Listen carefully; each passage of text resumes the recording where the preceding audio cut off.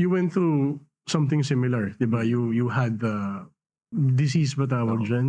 Oo. O you had it yourself, 'di ba? Would you mind sharing kung how it started, how you knew na may ganun ka and how you went through it? Nung time na nagkasakit kasi ako, maraming nangyayari din sa buhay ko. Tapos may bisyo pa ako. So dati nagsisigarilyo ako, ganyan. Siyempre inom din, gano'n. Tapos racket. Yung mga racket namin, mga mural, ganyan. Tapos considering na estudyante, tapos siyempre yung budget issue. So nagbabike ako.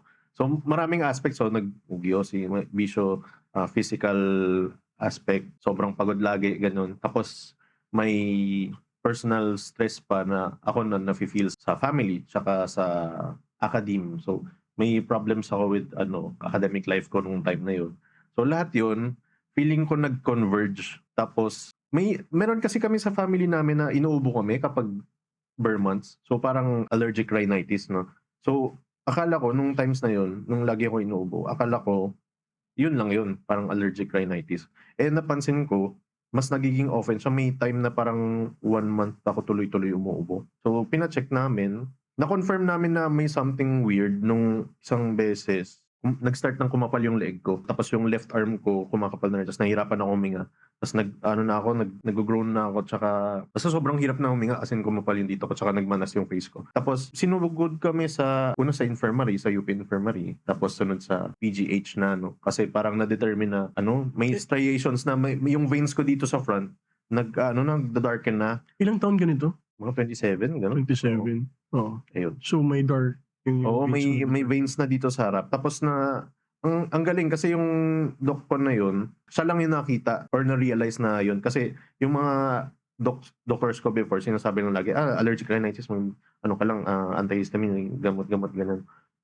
Nung nakita yung striations na yun, yun na, nagbabara na yung daluyan mo ng hangin sa dugo. So, sinugod kami sa PGH, tapos di nila ma-figure out kung bakit ganun. So, x-ray, ganyan. Finally, nag-decide mag-biopsy. So, may na-feel akong parang matigas dito sa front ng, sa chest. So, biopsy yung, sa below the chest ko dito. Tapos kumuha ng sample yung flesh na matigas. No? So, yun, after nun, na-determine. Siguro, ang tagal rin, 1 or 2 weeks kami naghihintay ng result. Eh, sobrang scary kasi hirap na ako huminga. So, na ako, naka-inhaler na ako. Tapos, tulog lang ako buong magdamag, ganun. Laging nag-rest. After nun, ayun, binrake na sa akin na may, lymphoma. So, lymphoma yung cancer ko, cancer of the lymph nodes. Described siya ng, rapid development ng cancer tissue, ganun. So, yung sa akin, ang interesting. Ano yung ibig sabihin ng rapid development of the cancer tissue? So, mabilis siyang nag-grow. Oo, mabilis siyang nag-grow. So, anong stage yun nung nakakita actually, kasi di ba merong stages na yung alam natin yung gano'ng kakalat na siya sa body. Yeah, Yung sa akin, or depende kasi kung saan. yun. Diba? Kung akin nag-liver, automatically stage 4 na yung classification nila, di ba? Yung sa akin, stage 3, kasi chest area kagad. Tapos, ang scary pa sa akin, front siya ng heart, back ng rib cage. So, hindi siya pwedeng basta-basta i-surgery. Kasi kapag namali ng surgery, syempre, masyadong malapit sa heart. Baka pwedeng madugo, ganun. Duguin. So, nag-opt kami for radiotherapy and chemotherapy na sobrang effective. Thankful ako sa lahat ng doctors, nurses. Hindi ka naman binuksan? Hindi naman. Pero binuksan ako in other aspects. So one yung biopsy, tapos yung pangalawa, linagyan ako ng granada yung tawag nila. So, para siyang insertion, para siyang balloon kung saan nagko-collect yung fluids. Kasi nag-collapse din yung daming kwento. Nag-collapse din yung right lung ko dahil sa surgery, kailangan i-drain yung parang dugo or fluid na nag-aamas. So, isa yun. Tapos, later on, nung nag-therapy ako, so, chemotherapy and radiotherapy. Yung chemotherapy, na-affect niya both yung physical aspect, yung strength. Tsaka, numipis yung hip joints. So, yung ball joint. Ligaments? Ang nangyari kasi, so, ang ginagawa ng chemotherapy, pinapahinan yung buong katawan mo para yung chemotherapy, mas matamaan niya yung cells na kailangan patayin. Kasi kapag malakas masyado yung immune system mo, lalabanan niya yung gamot. So, pinahina. Ang naging effect sa akin, since naglalakad ako, yung weight ko nag-push into the ligament.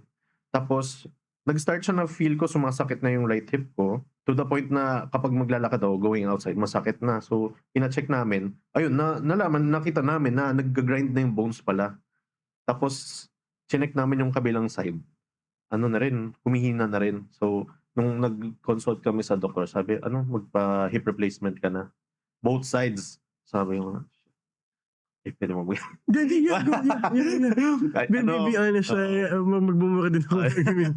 Pero So, yung- yeah, I mean, so nag-opt kami for both hip replacements kasi in the future, lalala siyang lalala. Ginagapan na namin. Okay naman, parang walang nangyari. So, sobrang successful ng surgery. pero you had to go through therapy, di ba, right after ng hip replacement? Hindi, actually nauna yung radio and chemotherapy ko. No, I mean yung therapy. Physical Kasi, therapy. oo. Oo. So, yung hip replacement mo, yung the grinding, Oo. yung condition with the hip, side effect siya ng chemo. Oo. Tapos, yan, kailangan na may hip replacement because of that. Oo. May ganun pala, no? Oo. Parang, I know. siguro yung question ko is, ano yung iniisip mo while going through it? Kasi, matagal siyang proseso, hindi siya, I'm sure na when you were doing chemo, ilang months ka nun, tapos, Oo, parang one year in total din yung radio and chemotherapy. Tapos naabutan pa before mag-pandemic, munti ka na kaming maabutan ng scheduling. Buti na lang, okay. Parang sobrang sakto ba? Ganun. Kasi pagkatapos ko ng therapy, tsaka nag-pandemic. Wait, ano yung question ulit? Sorry. ano yung Ano yung iniisip ko? during Ano that yung iniisip time? ko? Parang may hope aspect ba? Meron bang despair? Or, alam mo yun, Actually, did you think na you were going to get through the Oo, worst? like parang na-realize ko na sobrang daling mawala sa mundong to. Parang isang sakit lang tayo away from not existing. Ganun. Tapos, interesting pa rin for me kasi I think yun yung time na basically parang humihingi ng out yung katawan ko na magpahinga ka muna. Kasi for the longest time, lagi akong stressed. Tapos yung sa academe, ganyan. Tapos no personal issue. So parang nung nagkasakit ako, I felt it as a way na yung katawan ko nag-ask for rest. Kasi yun yung pinaka masarap na tulog na na-experience ko buong buhay ko. As in, talagang pause. Lahat ng aspects ng buhay ko nag-pause. Ganun. Ayun, parang time for reflection din sa akin na mas na-realize ko kung ano yung importante pati sa buhay ko. Ganyan. Parang lahat siya ma-shove to the side. Lahat ng hindi importante. Doon ko na-realize din na parang nagkaroon rin ako ng ng parang drive na after, kung gumaling man ako dito, kailangan ko maging productive. Ganun. Parang calling din siya, ganun, in a sense. Ayun, yun yung iniisip ko nung time na nag-therapy ako na, una, kailangan ko mag-rest, tapos kung ano yung pwede kong gawin after, ganun.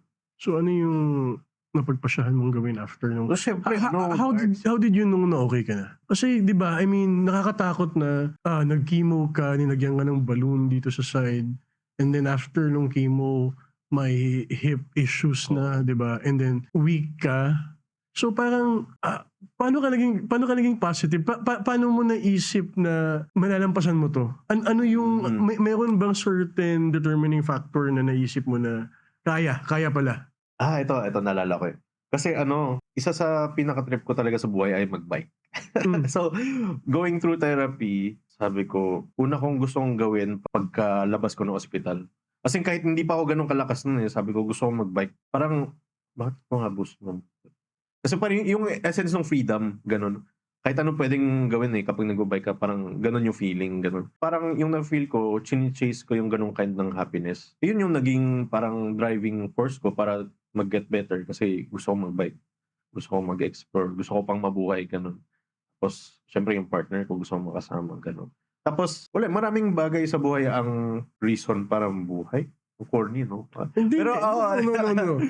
Men, maraming rason. Like, men, sa sitwasyon mo, anything can be a reason di ba? Oo. Gets mo, parang hindi ka na pipili na, baduy ba to, kulto, di ba? Hindi na di ba? So, yeah, good. Yun, so, yun rin, nagiging clear kung ano yung gusto mo sa buhay. Ayun, parang in a sense rin, kailangan mong piliin maging positive kasi kapag hindi mo pinilit yung sarili mo, magka-crash talaga yung buhay mo. Mawalan ka ng sense ng purpose and drive. It's a personal effort din to kailangan mo actively hanapin yung mga bagay na nagpapasaya sa'yo. Kasi kung hindi, iba yung magdidictate.